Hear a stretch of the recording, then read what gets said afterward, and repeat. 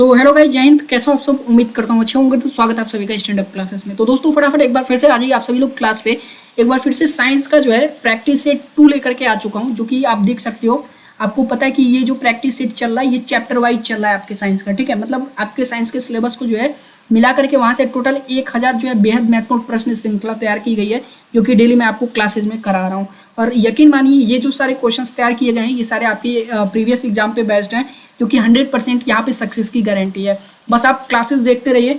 और यहाँ पे जो सबसे इंपॉर्टेंट चीज़ है वो आप ध्यान दीजिएगा कि आपके लिए महा PDF बन रहा है। साइंस, जीके और इंग्लिश का एक PDF बन रहा है, जो कि आपको 30 में एटलीस्ट 30 में 30 का हम दावा करते हैं। लेकिन अगर 30 में अगर आप ये पढ़ लेते हो तो 30 में 30 नहीं तो 25 तो आराम से आ जाएंगे, ठीक है।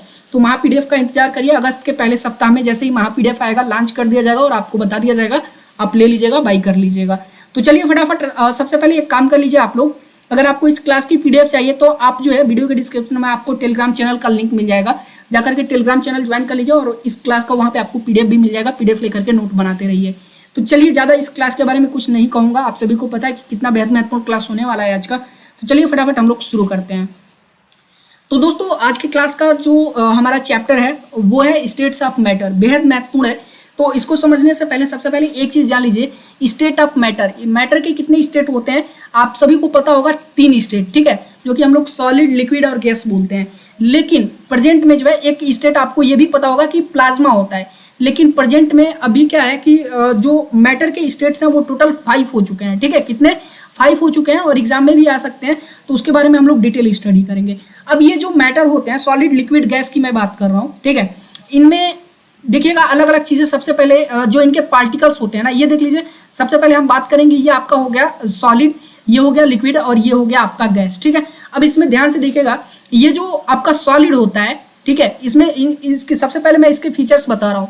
इसमें इसके जो पार्टिकल्स होते हैं वो बेहद नजदीक होते हैं, ठीक है, बेहद नजदीक होते हैं, जिसके कारण इनमें कई सारे, देखो सबसे पहले तो जो किसी भी मैटर के जो पार्टिकल्स होते हैं वो जिगजैग मोशन करते हैं, ठीक है।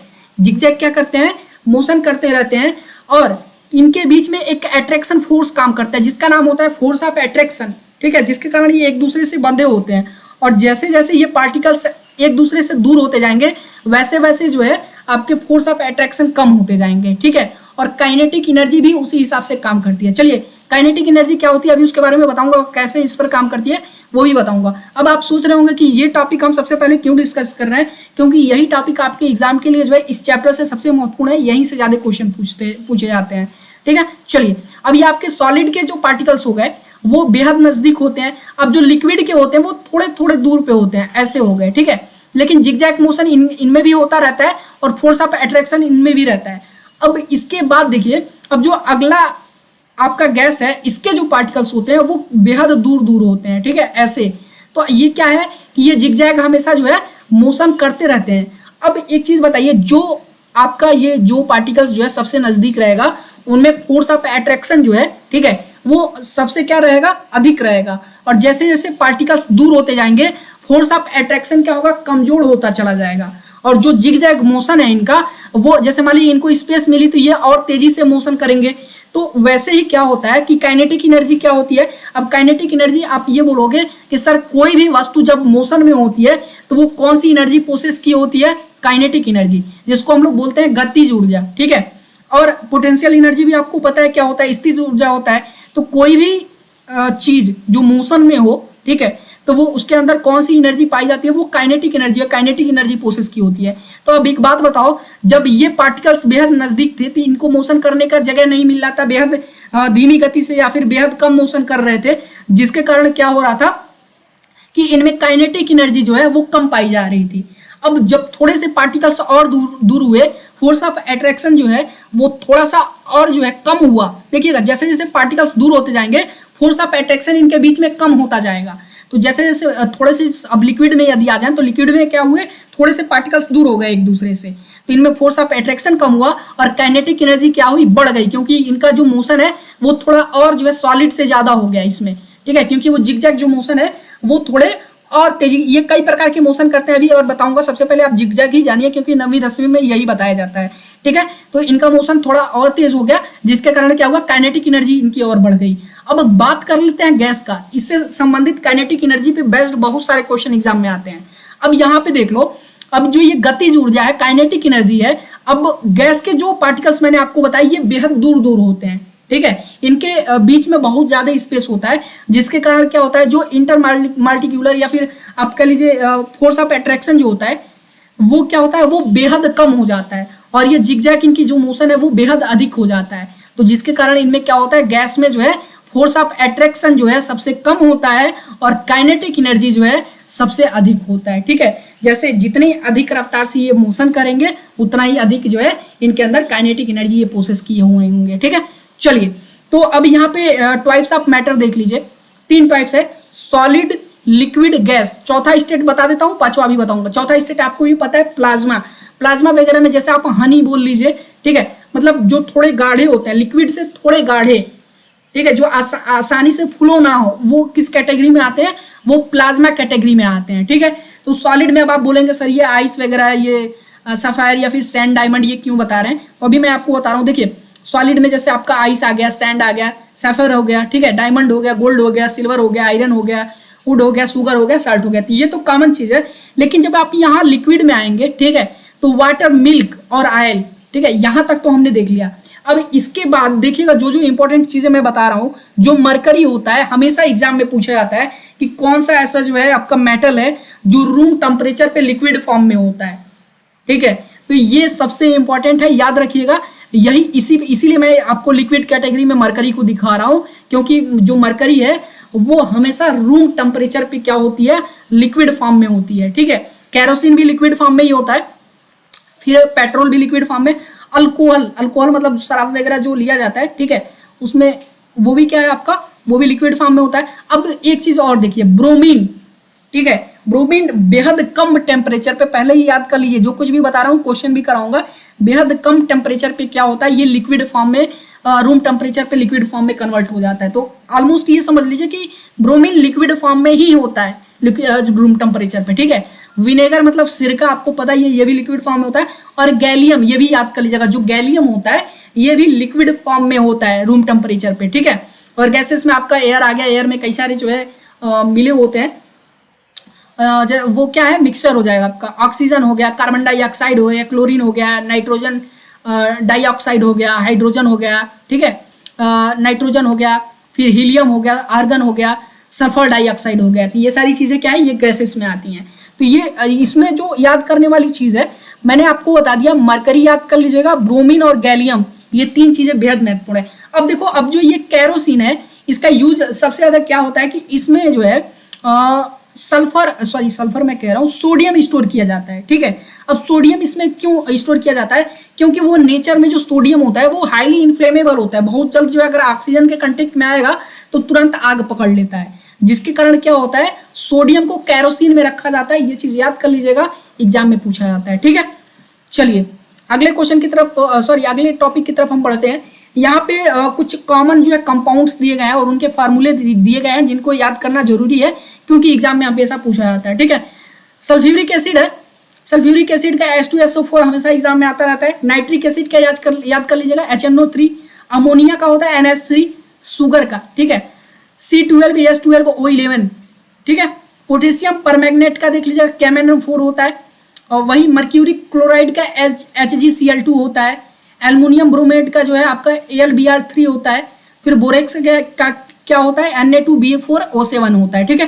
तो ये ऐसे मैंने इसमें 5-6 ऐसे जो है आपके कंपाउंड्स इंक्लूड किए हैं, मैंने किया है जो एग्जाम में डेफिनेटली आते हैं, ठीक है। देखिए कभी कभी तो शुगर का पूछ लेता है, ठीक है, ग्लूकोज का पूछ लेता है, सल्फ्यूरिक एसिड का पूछ लेता है, अमोनिया का पूछ लेता है, फार्मूला पूछता है, तो ये चीजें याद रखिएगा। चलिए अब अगले टॉपिक की तरफ बढ़ते हैं, जो कि हमारा क्वेश्चन है।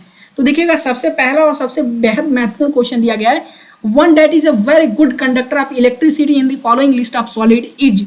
कह रहा है ठोस पदार्थों की निम्नलिखित सूची में जो विद्युत का बहुत ही अच्छा सुचालक है वो है, देखिए डायमंड जो है ये विद्युत का नहीं, ये हीट का, ठीक है, ये टेम्परेचर हीट का जो है सुचालक है। अब यहाँ पे बहुत ही अच्छा पूछ रहा है, तो यदि आप कहोगे सर जो सोडियम क्लोराइड होता है NaCl, जिसको हम लोग नमक बोलते हैं, वो भी तो इलेक्ट्रिसिटी का क्या होता है, कंडक्टर होता है, लेकिन ये कंडक्टर होता है वो, लेकिन यहाँ पे वो गुड कंडक्टर होता है और यहाँ पे वेरी गुड कंडक्टर पूछा गया है, तो वो होता है ग्रेफाइट, जो पेंसिल वगैरह में यूज किया जाता है, जिसे आप लिखते हो ना, कार्बन का ही वो आपका रूप है ग्रेफाइट, ठीक है। तो graphite is a very good conductor of electricity, exam में पूछा जाता है और ये एनडीए में तो काफी बार पूछा जा चुका है। चलिए अगले क्वेश्चन की तरफ बढ़ते हैं। अगला क्वेश्चन देखिए क्या कह रहा है, which one of the following elements exist in liquid state eight room temperature. देखिए क्वेश्चन आ गया वही जो मैं आपको बताने की कोशिश कर रहा था, ठीक है। अब निम्नलिखित में से कौन सा तत्व कमरे के तापमान पर तरल अवस्था में होता है, मौजूद होता है। ये एग्जाम नेवी एमआर में काफी बार पूछा गया है और कोस्ट गार्ड में भी पूछा गया है सेक्शन 1 में, ठीक है। तो ऑप्शन 1 है मरकरी, लीड, सोडियम, कैल्शियम। तो भाई पहले ही मैंने आपको बता दिया, इसीलिए मैं बोला था याद करके रखिए, जो मरकरी होता है वो रूम टेम्परेचर पे क्या होता है, हमेशा लिक्विड फॉर्म में होता है, जबकि ये क्या है, ये आपका क्या है, मेटल है, ठीक है, नॉन मेटल नहीं है। अगले क्वेश्चन की तरफ बढ़ते हैं। अगला क्वेश्चन कह रहा है which one among the following would expand the most on being heated. कह रहा है कि यदि इनमें से 4 चीजें दी गई हैं, ठीक है, वाटर, एयर, अल्कोहल, ग्लास, अगर इन चारों को हीट किया जाए तो सबसे ज्यादा एक्सपेंड कौन सा होगा। बेहद महत्वपूर्ण क्वेश्चन है और देखिए वही काइनेटिक एनर्जी वाला थ्योरी यहाँ पे लगा है, एक्सप्लेनेशन भी अभी मैं आपको बताऊंगा, ठीक है। तो अब एक बात बताओ, पानी क्या है, लिक्विड फॉर्म है, एयर क्या है, ये आपका गैस फॉर्म है, अल्कोहल क्या है, ये भी आपका जो है लिक्विड फॉर्म है, और ग्लास क्या है, सॉलिड फॉर्म है, ठीक है। 4 चीजें हैं हमारे पास। एक बात बताओ, अब पानी में, ये आपका पानी हो गया, पानी में जो पार्टिकल्स होते हैं उनके बीच क्या होता है, जो फोर्स ऑफ अट्रैक्शन होता है वो गैस से थोड़ा सा अधिक होता है। इसका मतलब ये हुआ कि इनमें जो काइनेटिक एनर्जी है, मोशन की जो एनर्जी है, वो थोड़ी कम होगी, ठीक है। अब वही बात कर लें सॉलिड यानी ग्लास की, तो ग्लास के जो पार्टिकल्स होते हैं वो तो बेहद नजदीक होते हैं, मतलब फोर्स ऑफ अट्रैक्शन ज्यादा होगा और जो है काइनेटिक एनर्जी सबसे कम होगी। वहीं अल्कोहल, लिक्विड वही हाल होगा जो पानी का है कि फोर्स ऑफ अट्रैक्शन थोड़ा सा कम होगा सॉलिड से, और जो काइनेटिक एनर्जी है वो थोड़ा सा ज्यादा होगा सॉलिड से। लेकिन वही बात कर ली यदि एयर का, ठीक है, हवा का, तो भाई ये हो गया आपका हवा, मान लीजिए कोई भी, जैसे कोई भी हमने गैस ले लिया, ठीक है, एयर ले लिया, तो इसके जो पार्टिकल्स है ना वो बेहद दूर दूर होंगे, तो इनके बीच में जो फोर्स ऑफ अट्रैक्शन होगा भाई वो बेहद कम होगा, जिसके कारण क्या है कि ये फ्री होके मोशन कर पाएंगे, और जब फ्री होके मोशन करेंगे तो काइनेटिक एनर्जी बढ़ेगी, ठीक है। और जैसे ही आप हीट उनको प्रोवाइड कराओगे, तो हीट जैसे ही प्रोवाइड कराओगे, तो हीट प्रोवाइड कराने से क्या होता है, जैसे मान लो सॉलिड जो है लिक्विड में चेंज होकर वेपर बन जाता है, या फिर लिक्विड अगर पानी हो उसको हीट करते हो तो क्या होता है, उसका टेम्परेचर जब हाई करते हो तो वो पार्टिकल्स उसके क्या होता है, बिखरने शुरू हो जाते हैं, ठीक है, और वो गैस फॉर्म ले लेता है। तो ऐसे ही जब आप गैस को हीट करोगे तो इसके पार्टिकल्स और दूर दूर होते जाएंगे, ठीक है, फैलना शुरू कर देंगे, जिसके कारण इनका मोशन तेज होगा और काइनेटिक एनर्जी बढ़ेगी, और जिसके कारण इनका जो विस्तार है वो क्या होगा, अधिक तेजी से होगा। अब इसका एक एग्जाम्पल मैं आपको दिखाता हूँ,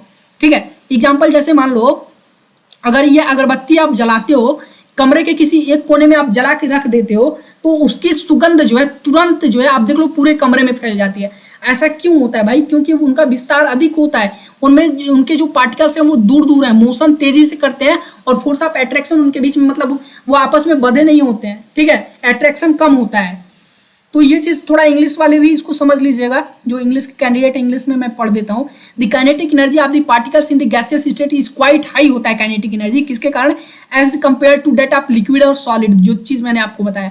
due to large inter particle distances जो होते हैं, जो इंटर पार्टिकल डिस्टेंस होते हैं वो लार्ज होते हैं, जैसे मान लीजिए पार्टिकल्स के बीच का जो डिस्टेंस है वो लार्ज होगा, और फिर वहीं पे क्या हो जाएगा, जो आपका फोर्स ऑफ अट्रैक्शन है वो कमजोर पड़ जाएगा, ठीक है, फोर्स ऑफ अट्रैक्शन जो है वो कमजोर पड़ जाएगा। The particles of gas can move freely and दस, फिर क्या होगा, जो गैस के पार्टिकल्स होंगे वो आराम से घूम फिर सकते हैं, मतलब मोशन कर सकते हैं अपने फ्री रूप में, ठीक है। हैव लार्ज, देखो कितने प्रकार का, यहाँ पे देख लो कितने प्रकार का मोशन करते हैं, ट्रांजेक्शनल मोशन, रोटेशनल मोशन, चारों तरफ रोटेट कर सकते हैं, और वाइब्रेट कर सकते हैं, वाइब्रेशनल मोशन, ठीक है, ये लार्ज फॉर्म पे कर सकते हैं, जिसके कारण क्या होता है, due to large translational motion their kinetic energy is quite high, इसके कारण क्या होता है, it can be further increased by increasing the temperature of the gas. तो इसलिए यदि गैस का टेम्परेचर बढ़ाया जाए तो क्या होगा, वो अधिक तेजी से विस्तार होगा गैस का, ठीक है, अपेक्षा किसके, पानी, अल्कोहल या फिर ग्लास के, ठीक है। तो सही ऑप्शन कौन सा हो जाएगा, बी, एयर का। अब एक चीज मैं आपको बता देता हूँ, यदि आप स्टेट ऑफ मैटर से क्वेश्चन तैयार करना चाहते हो तो किस तरह के क्वेश्चन आते हैं ये भी समझ लो। यहाँ से डायरेक्ट आपसे ये नहीं पूछेगा कि कौन सा सॉलिड है, कौन सा लिक्विड है, कौन सा गैस है, ठीक है, इस तरह नहीं पूछेगा। इस पर एग्जाम्पल बेस्ड क्वेश्चन आते हैं ताकि आपको सोचने पे मजबूर करे, और एग्जाम्पल बेस्ड सबसे बेस्ट क्वेश्चन आपको मिलेंगे एनसीईआरटी की किताब में। तो मैं आपको रिकमेंड करूंगा ये चैप्टर आप एनसीईआरटी की किताब से एक बार जरूर पढ़ लीजिएगा, ठीक है। चलिए अगले क्वेश्चन की तरफ बढ़ते हैं। अगला क्वेश्चन है, few substances are arranged in the following in the increasing order of force of attraction between their particles, which of the following represent a correct arrangement। देखिए फिर से वही बात आ गई फोर्स ऑफ अट्रैक्शन की। कुछ पदार्थ को उनके कणों के बीच आकर्षण बल के बढ़ते क्रम में व्यवस्थित किया गया है, निम्नलिखित में से कौन सा एक सही व्यवस्था का प्रतिनिधित्व करता है। अब देखो जो ये फोर्स ऑफ अट्रैक्शन का जो इंक्रीजिंग ऑर्डर है ना, ये आपका राइट टू लेफ्ट गया है, समझ रहे हैं। मतलब सबसे जो कमजोर होगा फोर्स ऑफ अट्रैक्शन, जिसमें सबसे कमजोर होगा वो आपका किधर होगा, वो इधर होगा, और जो सबसे जिसका अधिक होगा वो राइट साइड में होगा। तो इसके हिसाब से चलिए निकालते हैं। जैसे देख लीजिए पानी का जो फोर्स ऑफ अट्रैक्शन होता है वो क्या होता है, ये तो पहले आएगा नहीं क्योंकि ये बीच वाला है, पानी लिक्विड फॉर्म में हो गया।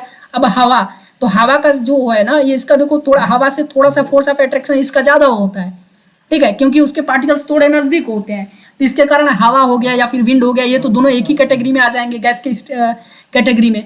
हाँ, तो क्या हो गया कि ये गलत हो जाएगा, ठीक है। अब एयर की बात कर ले तो एयर की जो फोर्स ऑफ अट्रैक्शन है वो तो सबसे कमजोर है भाई साहब, ठीक है। फिर उसके बाद शुगर आ गया, चीनी, तो फिर ये गड़बड़ हो गई क्योंकि उससे थोड़े से जो अधिक होते हैं फोर्स ऑफ अट्रैक्शन हवा से, मतलब गैस से थोड़े से अधिक जो होते हैं फोर्स ऑफ अट्रैक्शन वो लिक्विड में होते हैं। फिर उसके बाद सबसे कमजोर होते हैं किसमें, सॉरी सबसे अधिक किसमें होते हैं, वो होते हैं आपके सॉलिड में। तो ये तो गलत हो जाएगा क्योंकि ये लिक्विड जो है लास्ट में दे दिया, मतलब सबसे अधिक में दे दिया है, ये नहीं होगा। ये जो तीसरा वाला ये सही है। देखिए ऑक्सीजन में फोर्स ऑफ अट्रैक्शन सबसे कम होगा क्योंकि उसके पार्टिकल सबसे दूर होंगे, ठीक है, और काइनेटिक एनर्जी उनमें ज्यादा होगी। वही बात कर ले वाटर में, वाटर में ऑक्सीजन से थोड़ा सा ज्यादा होगा क्योंकि उसके पार्टिकल्स थोड़े से नजदीक होते हैं, फोर्स ऑफ अट्रैक्शन थोड़ा काम करता है, काइनेटिक एनर्जी गैस से थोड़ी सी कम हो जाती है। और वही बात कर लें शुगर में, तो फोर्स ऑफ अट्रैक्शन सबसे अधिक होता है क्योंकि जो शुगर के पार्टिकल्स हैं, ये हो गया शुगर, इसके जो पार्टिकल्स हैं बिल्कुल जो है बेहद नजदीक होते हैं, एक दूसरे से बंधे होते हैं, फोर्स ऑफ अट्रैक्शन उनमें काम करता है, और काइनेटिक एनर्जी जो है बिल्कुल ना के बराबर इनमें काम करती है, ठीक है। चलो क्या कह रहा है एक बार एक्सप्लेनेशन देख लो। Particles of matter of the same substance such as the same element are attracted to one another, ठीक है। तो क्या होता है कि जो पार्टिकल्स होते हैं मैटर के सेम सब्सटेंस के, वो एक दूसरे सेम उसी एलिमेंट के, तो वो एक दूसरे की तरफ अट्रैक्ट होते हैं। द फोर्स ऑफ अट्रैक्शन, अब जो ये फोर्स इनके बीच में जो अट्रैक्शन का काम करता है, tend to pull the particle, वो क्या करता है एक दूसरे की तरफ वो नजदीक खींच के रखता है, बांध के रखता है, वही होता है force of attraction. The particle need lot of kinetic energy, अब पार्टिकल के पास लॉट ऑफ काइनेटिक एनर्जी होनी चाहिए जिसके कारण वो क्या करें कि इस फोर्स ऑफ अट्रैक्शन को ओवरकम कर सके, मतलब उससे छुटकारा पा सके। और काइनेटिक एनर्जी कहाँ से आएगी भाई, जब वो मोशन करेंगे, ठीक है। तो जब एक दूसरे से फोर्स ऑफ अट्रैक्शन अधिक रहेगा, ज्यादा नजदीक रहेंगे, तो काइनेटिक एनर्जी उनमें आने की संभावना बेहद कम हो जाएगी क्योंकि वो मोशन कर नहीं पाएंगे, ठीक है। तो overcome the force of attraction and move apart, ताकि वो कहीं मूव कर सकें, ठीक है। इट्स लाइक अ टग वार, जैसे कि एक वार होता है एक प्रकार का, ठीक है, टग वार, जैसे कि वो एक दूसरे को क्या करते हैं, अपोज करते हैं, ठीक है, कि तुम दूर हट जाओ, लेकिन क्या होता है इन दोनों में अट्रैक्शन होता है, ये पीछे हटना चाहेगा, ये भी पीछे हटना चाहेगा, लेकिन इन दोनों के बीच में मतलब ये दो पार्टिकल हैं एक ही सबस्टेंस के, तो ये आपका अपोज करेगा फोर्स को कि मतलब मैं इस फोर्स की तरफ नहीं जाना चाहता हूँ, ठीक है। किस फोर्स की तरफ, आपका ये हो गया फोर्स ऑफ अट्रैक्शन की तरफ। लेकिन फिर क्या होता है, जो फोर्स ऑफ अट्रैक्शन होता है इन दोनों को तो अपनी तरफ खींच ही लेता है, तो इसलिए जो पार्टिकल्स होते हैं सॉलिड के वो बेहद नजदीक होते हैं, तो फोर्स ऑफ अट्रैक्शन उनमें अधिक होता है। एक बार फिर से नोट कर लीजिएगा, सॉलिड में फोर्स ऑफ अट्रैक्शन अधिक होता है, काइनेटिक एनर्जी बेहद कम होती है। फिर लिक्विड में बात कर लें तो फोर्स ऑफ अट्रैक्शन थोड़ा सा कम होता है, काइनेटिक एनर्जी थोड़ी सी बढ़ जाती है। और गैस में वही बात कर लें तो फोर्स ऑफ अट्रैक्शन बेहद कम हो जाता है और काइनेटिक एनर्जी बेहद हाई हो जाती है, ठीक है। यहां तक नोट कर लीजिएगा। काइनेटिक एनर्जी कभी भी सबस्टेंस में कब आएगी, जब वो मोशन में होगा। 1000 बार आप पोटेंशियल एनर्जी और काइनेटिक एनर्जी पढ़ चुके हो। पोटेंशियल एनर्जी मतलब आपका हो गया गतिज ऊर्जा, आपका काइनेटिक एनर्जी हो गया, और अवस्थित ऊर्जा जो आपका है वो पोटेंशियल एनर्जी, ठीक है। पोटेंशियल एनर्जी मतलब कोई वस्तु यदि रेस्ट में है, ठीक है, जैसे मान लीजिए कि ये आपका एक पत्थर है, ठीक है, और यहाँ पे एक गाड़ी खड़ी है, और इसको अगर देखो तो ये जो गाड़ी यहाँ पे खड़ी है, तो फिलहाल ये जो खड़ी है ये कौन सी एनर्जी प्रोसेस की हुई है, ये पोटेंशियल एनर्जी है, ठीक है, मतलब अवस्थित ऊर्जा है, मतलब अपने जिस अवस्था में है वो, उसमें वो पोटेंशियल एनर्जी वो अपने आप में जो है लिए हुई है। लेकिन जैसे ये गाड़ी यहाँ से मोशन में आती है, नीचे अगर इसको उतारा जाता है, तो जैसे ही ये मोशन में आएगी तुरंत ये किस एनर्जी को प्रोसेस करेगी, काइनेटिक एनर्जी को। तो पोटेंशियल एनर्जी किस में कन्वर्ट हो जाता है, काइनेटिक एनर्जी में, जब वो वस्तु जो है क्या करती है, मोशन करती है। तो ठीक है, उम्मीद करता हूँ समझ गए होंगे। चलिए अगले क्वेश्चन की तरफ बढ़ते हैं। अगला क्वेश्चन क्या रहा है, the latest discovered state of matter is, देखिए यही मैं बता रहा था, बेहद महत्वपूर्ण है। पदार्थ की न्यूनतम खोजी गई अवस्था एग्जाम में आ सकता है, याद कर लीजिएगा। सबसे पहले तो आपको पता है सॉलिड है, दूसरा आपका लिक्विड है, ये भी आपको पता है, तीसरा जो है वो गैस है, ये भी पता है, और चौथा जो है आपका वो है प्लाज्मा। लेकिन ये पांचवी जो अवस्था है, याद कर लीजिएगा, मैटर के 5 स्टेट हैं। ठीक है, ये हाल ही में, मतलब ये समझ लीजिए कि 20 साल के अंदर ही खोजी गई है, ये 15-20 साल के अंदर की ही जो है ये खोज है। तो ये जो आपका है बोस आइंस्टीन कंडेंसेट है आपका। ठीक है, क्या नाम है इसका, बोस आइंस्टीन कंडेंसेट। ये जो है आपका, ये पांचवी अवस्था है मैटर की, पहला सॉलिड, दूसरा लिक्विड, तीसरा गैस, चौथा प्लाज्मा और पांचवा स्टेट है आपका बोस आइंस्टीन कंडेंसेट। ठीक है, उम्मीद करता हूँ समझ गए होंगे। इसका थोड़ा एक्सप्लेनेशन देख लीजिए कि कैसे आप इसको समझेंगे, कैसे काम करता है। तो जो सुपर कंडक्टर होते हैं, ठीक है, सुपर कंडक्टर मतलब किसी भी हीट के हो गए या फिर इलेक्ट्रिसिटी के, मतलब सुपर कंडक्टर मतलब जहां जैसे इलेक्ट्रिसिटी या फिर हीट जो है एक, मतलब एक जो है किसी भी प्रकार का कोई हीट जो है व्यर्थ न जाए, समझ रहे हैं, मतलब एक यूनिट तक का, मतलब कुछ किसी भी प्रकार का हीट या फिर आपका इलेक्ट्रिसिटी जो है बेकार न जाए, तो ऐसे कंडक्टर को सुपर कंडक्टर बोलते हैं। तो जो सुपर कंडक्टर आज के बन रहे हैं, ठीक है, किसी भी एलिमेंट के, वो क्या है, वो आपके बोस आइंस्टीन कंडेंसेट यानी मैटर की पांचवी अवस्था में बन रहा है। ठीक है, तो क्या दिया गया, super conductor conduct electricity with virtual zero electric resistance, मतलब जो इलेक्ट्रिक प्रतिरोध होता है वो बिल्कुल जीरो हो जाता है। ठीक है, सुपर कंडक्टर में वहां से करंट स्टार्टेड, अगर एक बार इनमें करंट मान लो फ्लो करना शुरू हो गया सुपर कंडक्टर में, तो क्या होता है, इट फ्लोज इनडेफिनेटली, मतलब इनडेफिनेटली फ्लो करता है, कहीं भी रुकावट नहीं होती है। ठीक है, और फिर एनर्जी भी कहीं वेस्ट नहीं होता है रत्ती भर का। In effect there is no friction, जिसके कारण फ्रिक्शन नहीं होता है। ठीक है, तो ये जो सुपर कंडक्टर्स होते हैं, लेटेस्ट जो सुपर कंडक्टर्स आ रहे हैं, वो स्टेट के, मैटर के पांचवें स्टेट पे जो है काम करते हैं। ठीक है, और पांचवा स्टेट कौन सा है, बोस आइंस्टीन कंडेंसेट है पांचवा, याद कर लीजिएगा, ऑप्शन नंबर बी हमारा सही हो जाएगा। चलिए अगले क्वेश्चन की तरफ बढ़ते हैं। अगला क्वेश्चन कह रहा है, the gas which turns into liquid at the lowest room temperature among the following. जब मैंने आपको बताया कि भाई यहाँ पे 5 गैस दिया गया, हाइड्रोजन, ऑक्सीजन, हीलियम और नाइट्रोजन, बेहद महत्वपूर्ण है। अभी इसके बारे में मैंने आपको बताया था, कह रहा है कि इनमें से कौन सा ऐसा गैस है, ठीक है, जो रूम टेम्परेचर पे, मतलब बेहद कम टेम्परेचर देने पर वो क्या हो जाएगा, लिक्विड में चेंज हो जाएगा। तो कौन सा है भाई, ऊपर ही मैंने अभी आपको पढ़ा है, हीलियम। कौन सा है, हीलियम है। ठीक है, तो हीलियम क्या होगा, ये समझ लीजिए कि बेहद कम टेम्परेचर पे या फिर सबसे कम टेम्परेचर पे, ये तीनों की अपेक्षा जो है सबसे कम टेम्परेचर पे ये लिक्विड फॉर्म में होता है। ठीक है, याद कर लीजिएगा। चलिए अगले क्वेश्चन की तरफ बढ़ते हैं। अगला क्वेश्चन कह रहा है, which among the following is pure matter, कह रहा है कि निम्नलिखित में से कौन शुद्ध पदार्थ है। ठीक है, प्योर मैटर यहाँ पे पूछ रहा है। ऑप्शन नंबर ए है कार्बन डाइऑक्साइड, ठीक है, ऑप्शन नंबर बी है ब्रास, सी एयर, और डी है एलपीजी। अब देखिए एक चीज मैं आपको बता दूं, ब्रास मिक्सचर है तो ये प्योर तो कभी नहीं होगा। एयर भी जो वायु है, इसमें कई सारे जो है आपके अलग अलग क्या होते हैं, गैस होते हैं, हवा में मिले होते हैं। ठीक है, नाइट्रोजन हो गया अलग, मतलब ऑक्सीजन, नाइट्रोजन, फिर कई सारी चीजें होती हैं। और एलपीजी भी क्या है, ये आपका मिक्सचर है। ठीक है, तो अब यहाँ पे जो आपका ऑप्शन नंबर ए बचा है कार्बन डाइऑक्साइड, ये सबसे शुद्ध पदार्थ है इन तीनों के अपेक्षा। ठीक है, कैसे एक्सप्लेनेशन देख लो, carbon dioxide is a pure substance provided there is nothing else in it. इसमें कार्बन डाइऑक्साइड में कार्बन और ऑक्सीजन के अलावा कुछ नहीं होता है। ठीक है, a pure substance does not mean an element, pure substance का मतलब एलिमेंट नहीं हुआ, रेदर इट मीन्स, इसका मतलब हुआ डेट द गिवन सब्सटेंस है डिफिनिट फिजिकल और केमिकल प्रॉपर्टी। इसका मतलब अगर कोई प्योर सब्सटेंस है तो इसका मतलब ये नहीं है कि वो प्योर एलिमेंट है। ठीक है, कि वो एक एलिमेंट है, इसका मतलब ये हुआ कि वो जो आपका सब्सटेंस है वो फिजिकल, ठीक है, डिफिनिट फिजिकल और केमिकल प्रॉपर्टीज जो है पोसेस करता है। अब pure substance can either element और कंपाउंड। अब यदि जो प्योर सब्सटेंस होते हैं वह तो या तो वो एलिमेंट हो सकते हैं या फिर कंपाउंड हो सकते हैं, because all substances belonging to this category, क्योंकि इस कैटेगरी को बिलोंग करने वाले जो सभी सब्सटेंस होते हैं उनके पास क्या होता है, अपना डिफिनिट फिजिकल और केमिकल प्रॉपर्टीज होता है। ठीक है, जिसके कारण, और जो मिक्सचर होते हैं, ये तीनों मिक्सचर हैं, तो mixture does not have definite physical और केमिकल प्रॉपर्टी नहीं होता है, and combine in varying property, तो अलग अलग प्रॉपर्टी के रूप में जो है किसी से भी ये कंबाइन हो जाते हैं। ठीक है, तो इसलिए सबसे शुद्ध रूप इनमें से कौन सा है, शुद्ध पदार्थ कार्बन डाइऑक्साइड। ठीक है, सिर्फ कार्बन और ऑक्सीजन। चलिए अगले क्वेश्चन की तरफ बढ़ते हैं। अगला क्वेश्चन कह रहा है an element that does not occur in nature but can be produce artificially is. बेहद महत्वपूर्ण, याद कर लीजिएगा। एक तत्व जो प्रकृति में नहीं होता है, प्रकृति ये नेचुरल रूप से जो है आकर नहीं होता है, लेकिन इसको कृत्रिम रूप से उत्पादित किया जा सकता है या फिर उत्पादित किया जाता है। कौन सा है वो? Option number A thorium, option number B radium, option number C plutonium और ऑप्शन नंबर डी है यूरेनियम। तो वो है आपका प्लूटोनियम। कौन सा है? प्लूटोनियम। प्लूटोनियम है, ये नेचर में आकर नहीं होता है, ठीक है, याद कर लीजिएगा। प्लूटोनियम जो है नेचर में आकर नहीं होता है, ये क्या है, ये कृत्रिम रूप से उत्पादित किया जाता है, इसका उत्पादन किया जाता है, ठीक है। चलिए ह्यूमन मेड। अब कह रहा है the rate of evaporation increases with. अब वाष्पीकरण का दर कैसे बढ़ता है भाई? वाष्पीकरण मतलब समझ रहे हैं ना, लिक्विड टू गैस बनना। अगर आप किसी लिक्विड को हीट करते हैं तो वो क्या होता है, वेपर बन जाता है ना भाई, वेपर बन के उड़ जाता है।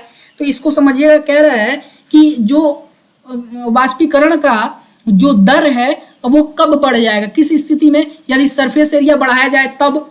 बिल्कुल, सरफेस एरिया जैसे मान लीजिए कि यदि आपका किसी एक छोटे से बर्तन में ढेर सारा सामान रख करके, लिक्विड रख करके यदि आप उसको हीट कर रहे हैं, ठीक है, तो उसका एवोपरेशन दर, वाष्पीकरण दर क्या है, अभी कम है। और जैसे ही थोड़ा सा बर्तन आप बड़ा कर देंगे, ठीक है, और फुल आंच आप उसको देंगे, फुल हीट देंगे, टेम्परेचर देंगे, तो वो ज्यादा जो है तेजी से वो क्या होगा, वाष्प बनेगा।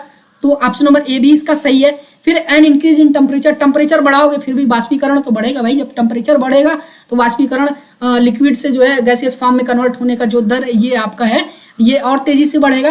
तो दूसरा भी सही है। और डिक्रीज इन ह्यूमिडिटी, ह्यूमिडिटी मतलब हुआ नमी।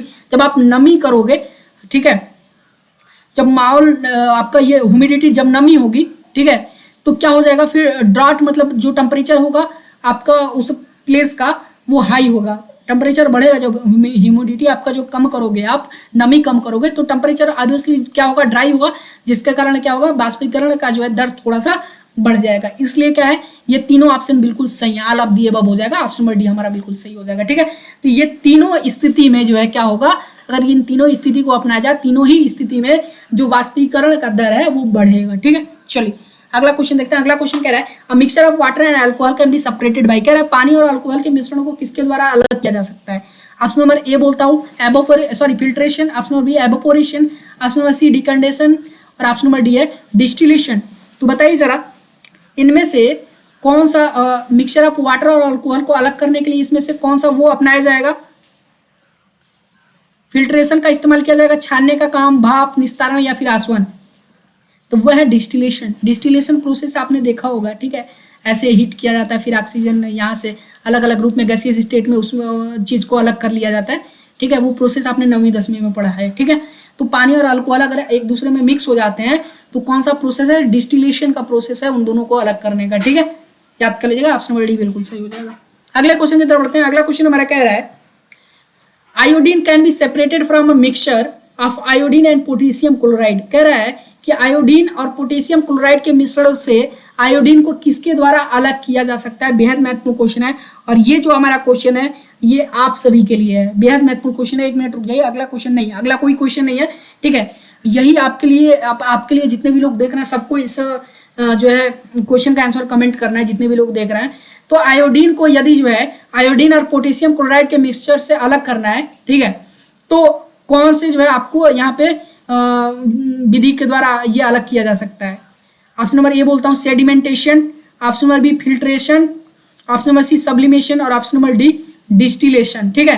तो 4 ऑप्शन है, सेडिमेंटेशन, फिल्ट्रेशन, सब्लिमेशन और डिस्टिलेशन। तो जो सही होगा आप सभी लोग कमेंट करके जरूर बताइएगा, ठीक है।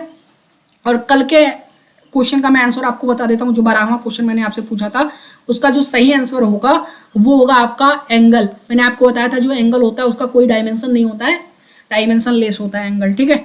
चलो अब देखो अगला क्वेश्चन कह रहा है व्हाट आर द 3, यहाँ पे 1 लाइनर क्वेश्चन है, कुछ जो बेहद महत्वपूर्ण है, देख लीजिएगा। What are the 3 state of matter? Solid, liquid, gas, ठीक है, ठोस, तरल और गैस, ठीक है।